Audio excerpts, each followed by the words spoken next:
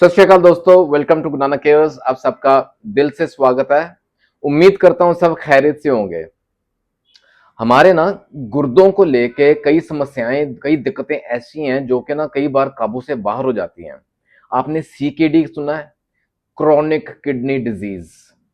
आपने सुना है रीनल फेलियर? किडनीज फेल हो गई हैं, डायलिसिस पे डालना पड़ा, या इनफैक्ट किडनीज का ना ट्रांसप्लांट एडवाइस कर दिया गया है। मतलब सिरे की प्रॉब्लम, दिक्कतें जो है। और कई बार तो बहुत कॉमन हो गया है, ये आपने सुना देखा होगा, कॉन्ट्रैक्टेड किडनीज। किडनीज का ना साइज कम हो गया, श्रिंक हो गई है, श्रंक हो गए, श्रंक किडनीज। उसकी वजह कई हो सकती हैं। कई बार कंजेनिटल होता है, कई बार वैसे बिकॉज ऑफ डिजीज हो सकता है। लेकिन ऐसी कुछ अगर दिक्कतें हैं ना, तो homeopathy has a solution, fortunately by god's grace. तो बस बस शर्त वही रहती है कि जितनी जल्दी हो सके आए, द सूनर द बेटर। आज का ना बड़ा इंपॉर्टेंट डिस्कशन रहने वाला है, जहां किडनीज, हमारे गुर्दे खराब हो रहे हैं, क्या कौन कौन सी कंडीशंस रहती हैं, क्या क्या सिम्टम्स हैं, वो आपके सामने रखूंगा। और दवा तो ऑफ कोर्स है ही है, the best homeopathic remedy, one of the best remedies कह लें।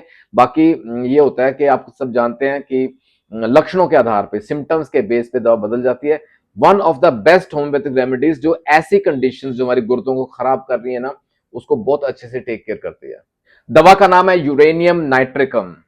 देखा सुना होगा, शायद इस्तेमाल भी की हो, लेकिन शायद आपको मालूम नहीं हो कि ये इतनी महत्वपूर्ण दवा है, ये इतनी इंपॉर्टेंट दवा है कि जो मैंने ये जो सीरे की कंडीशंस बताए हैं आपको, इन सब में बहुत अच्छा रोल है इसका। पीछे की कहानी कुछ भी हो सकती है, वो भी खुलासा करेंगे। शुगर, मोस्टली शुगर की वजह से होता है, बीपी की वजह से होता है, ब्लड प्रेशर हाई रहे तो। लेकिन ये बड़ी उम्दा दवा है। आइए देखते हैं कौन सी कंडीशन में कैसे हेल्प करती है, क्या इसका मोड ऑफ एक्शन है, कैसे ये काम करती है। होम्योपैथिक रेमेडीज की ना कुछ, देखिए, सिम्टम्स पे निर्भर करते हैं। सिम्टम्स रहते हैं, वो दवा रहती है, उसके सिम्टम्स के बेस पे उसको यूज किया जाता है। इसके ना की नोट कुछ सिम्टम रहते हैं, हर दवा का कोई ना कोई की नोट सिम्टम रहता है।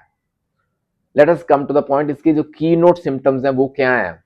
ग्रेट इमेसिएशन, बहुत जैसे ना सिरे का इमेशिएटेड बॉडी स्ट्रक्चर हो गया है, दुबला पतला शरीर हो गया है, भूख भी कम हो गया है, वो आगे सिम्टम्स बात करेंगे। एपेटाइट कम हो गई है, और जो खाया पिया है ना वो शरीर को लग नहीं रहा है, इमेशिएटेड सा रहता है। दूसरा है डेबिलिटी।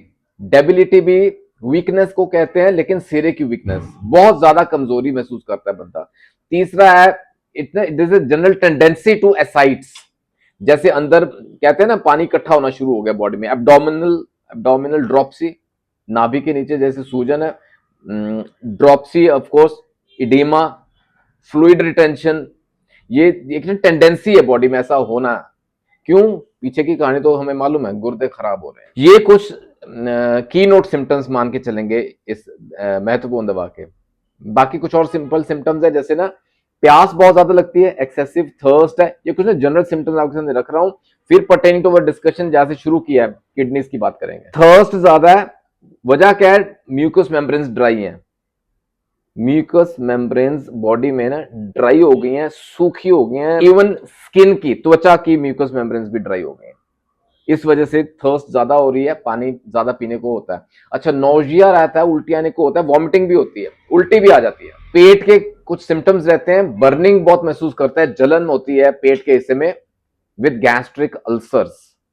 मतलब अंदर ना अल्सर फॉर्म हो गए हैं, क्रॉनिक हो जाए ना बर्निंग, तो ये होने के चांसेस हो जाते हैं, गैस्ट्रिक अल्सर्स फॉर्म होने के चांसेस बढ़ जाते हैं। फिर यूरिन को लेके दिक्कतें हैं, यूरिन इनकॉन्टिनेंस है, कंट्रोल नहीं रहता, इनवॉलंटरी है, निकल जाता है पेशाब, खुद के काबू में नहीं रहता, इनवॉलंटरी, इनकॉन्टिनेंट यूरिनेशन।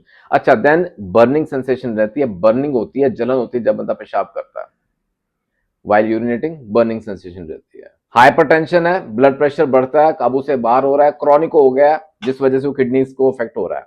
डायबिटीज मेलाइटिस है, जो ब्लड शुगर बढ़ के रह रहा है, और वो भी क्रॉनिक हो गया है, या मैनेज नहीं हो पा रहा, किडनीज इफेक्ट हो रही है। इवन डायबिटीज इंसिपिडस, क्योंकि यूरिन की ना मात्रा बहुत ज्यादा आती है, फ्रीक्वेंसी भी ज्यादा है, पेशाब बार बार जाने को होता है, और हर बार ज्यादा ही आता है।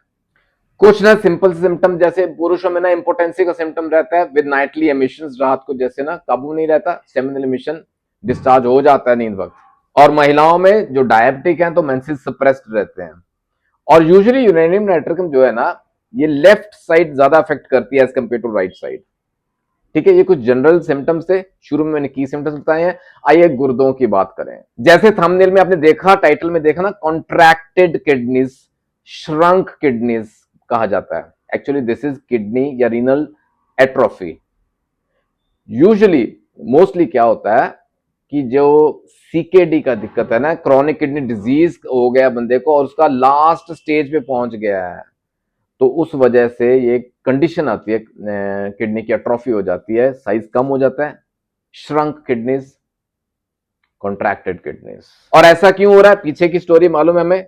बीपी बढ़ता है, बीपी बहुत ज्यादा बढ़ता है, काबू में नहीं रहता, या इवन डायबिटीज, अनकंट्रोल्ड डायबिटीज। तो हाइपरटेंशन, डायबिटीज, ये दो मेन कल्प्रिट हैं जो किडनीज पे असर करते हैं, सीकेडी कॉज करते हैं। और अगर वो अनकंट्रोल्ड रहा, काबू में नहीं कर पाए, लास्ट स्टेज में ये कॉन्ट्रैक्टेड किडनीज की स्टेज आ जाती है। अच्छा, इसमें ना वन या बोथ, एक या दोनों गुर्दे अफेक्ट होते हैं, can lead to renal failure.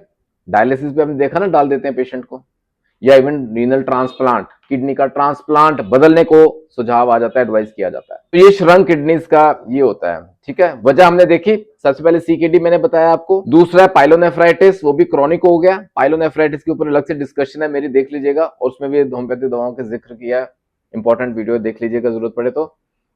और तीसरा ना, रीनोवैस्कुलर इस्कीमिया, माने तो जैसे खून की सप्लाई प्रॉपर नहीं हो रही है किडनीज को, इस्कीमिया हार्ट का देखा ना हमने, किडनी में भी होता है। या एक और बहुत कॉमन वजह है, that is congenital, by birth. By birth kidney shrunk है, we call it congenital renal hypoplasia. ठीक है, ये होता है जब किडनी श्रंक है, कॉन्ट्रैक्टेड किडनीज। दूसरी एक टर्म और समझने लायक है, दैट इज गाउटी किडनीज। अब ये बड़ा इंटरेस्टिंग है, समझिएगा, गाउटी किडनीज हमें किसे कहते हैं।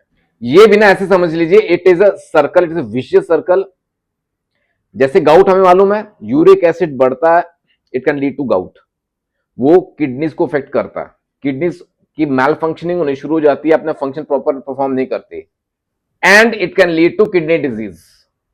अब किडनी डिजीज हो गया, किडनीज अपना फंक्शन परफॉर्म नहीं कर पा रही हैं, वो फिर यूरिक एसिड बढ़ना शुरू हो जाता है बॉडी में, it can lead to gout.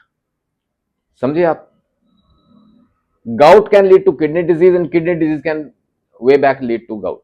So it is a vicious circle. तो इस वजह से जो किडनीज का नुकसान होता है, we call them gouty kidneys. और जब यूरिक एसिड बढ़ता है, वो कैसे किडनी डिजीज कॉज करता है मैं बताऊं आपको। यूरिक एसिड बढ़ता है, it can lead to painful kidney stones, गुर्दों में पथरी आती है ना, और ये रिकरेंट होते रहते हैं, बार बार होते जाते हैं, it can lead to CKD, chronic kidney disease बन सकता है। और अगर पीछे की स्टोरी हाइपरटेंशन या ब्लड शुगर रहता है, तो इसके चांसेस और बढ़ जाते हैं। ठीक है, और क्या होगा, पुअर किडनी फंक्शन हो गया, it can lead to more uric acid production, अपना फंक्शन नहीं परफॉर्म कर पाए, यूरिक एसिड जो कि बाईपास है, जो हमें नहीं चाहिए, वो यूरिन बाहर निकलना चाहिए, वो वापस ब्लड में आ जाता है, and it can lead to gout. ठीक है, इसको बोलते हैं गाउटी किडनीज। कुछ और अपने यूरिनरी ट्रैक्ट को लेके सिम्टम्स हैं, जिसमें यूरिन ब्लैडर के सिम्टम्स हैं, पेन रहता है ब्लैडर में, स्पेशली शाम ढलते ढलते पेन बढ़ता है। बाकी किडनीज तो मैल फंक्शनिंग हो गई है। Acute nephritis, another term we use usually, nephritis, acute nephritis के केस है, वहां ये दवा इजीली और कंफर्टेबली दी जा सकती है। फिर डायबिटीज तो मैंने बताया दिया आपको, डायबिटीज मेलाइटस, जहां ब्लड शुगर बढ़ता है, एंड डायबिटीज इंसिपिडस, यूरिन की फ्रीक्वेंसी ज्यादा है, यूरिन बहुत ज्यादा आता है, कोपियस यूरिनेशन। अच्छा, फिर ये भी रहता है बर्निंग इन यूरेथ्रा एरिया, मैंने बताया आपको, बर्निंग होती है जब बंदा यूरिन पास करता है ना। एंड फोर्थली, यूरिन इनकॉन्टिनेंस, हमारे काबू में नहीं रहता, एन्यूरेसिस।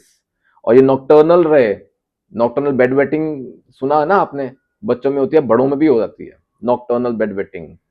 अगर ऐसी कुछ कंडीशंस हैं, good symptoms for this remedy. और जब यूरिन का टेस्ट करवाते हैं तो शुगर आती है उसमें, sugar in urine, important remedy है। बाकी जुड़ते सिम्टम्स हैं तो बहुत अच्छे रिजल्ट देती है।